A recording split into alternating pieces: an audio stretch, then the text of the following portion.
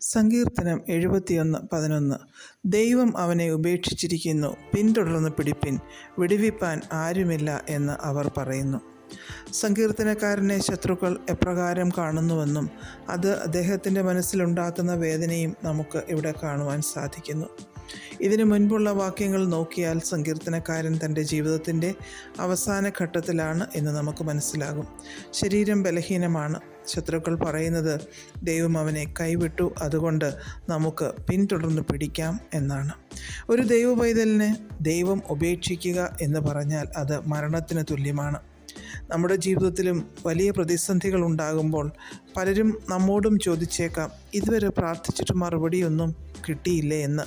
എന്നാൽ നമുക്ക് പറയുവാൻ കഴിയണം, മനുഷ്യർ ആരൊക്കെ കൈവിട്ടാലും ഉപേക്ഷിച്ചാലും ദൈവം കൈവിടില്ല എന്ന്. എബ്രായർ 13:5 ഞാൻ നിന്നെ ഒരു നാളും കൈവിടുകയുമില്ല, ഉപേക്ഷിക്കുകയുമില്ല എന്നെഴുതിയിരിക്കുന്നു. മാതാപിതാക്കൾ, ജീവിത പങ്കാളി, മക്കൾ, സഹോദരങ്ങൾ, സുഹൃത്തുക്കൾ എല്ലാവരും ഉപേക്ഷിച്ചാലും ഉപേക്ഷിക്കാത്തത് യേശുക്രിസ്തു മാത്രം. പലപ്പോഴും പിശാച് ഇങ്ങനെയൊരു അവസരം കാത്തിരിക്കുന്നുണ്ടാവാം നമ്മെ തകർത്ത് കളയുവാനായി. എന്നാൽ മത്തായി 28:20 ഞാനോ ലോകാവസാനത്തോളം എല്ലാ നാളും നിങ്ങളോട് കൂടെയുണ്ട് എന്ന് ഉയർത്തെഴുന്നേറ്റ യേശു ക്രിസ്തുവാണ് അരുളി ചെയ്തിരിക്കുന്നത്.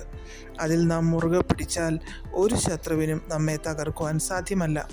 പുറപ്പാട് 15:9 ഞാൻ പിന്തുടരും, പിടിക്കും, കൊള്ള പങ്കിടും, എൻ്റെ ആശ അവരാൽ പൂർത്തിയാകും, ഞാൻ എൻ്റെ വാൾ ഊരും, എൻ്റെ കൈ അവരെ നിഗ്രഹിക്കും എന്ന് ശത്രു പറഞ്ഞു എന്ന് നാം വായിക്കുന്നു.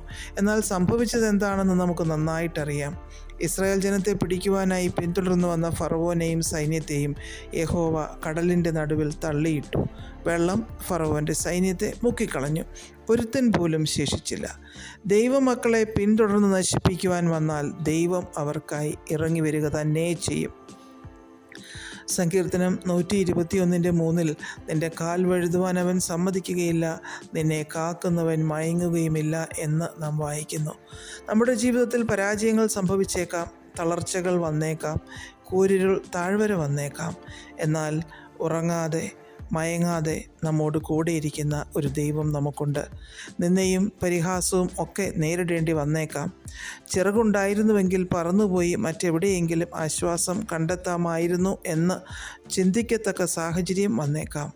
എന്നാൽ മറക്കണ്ട, നമ്മുടെ യേശു കർത്താവ് നമ്മെ ഒരു നിമിഷം പോലും വിട്ടുമാറില്ല.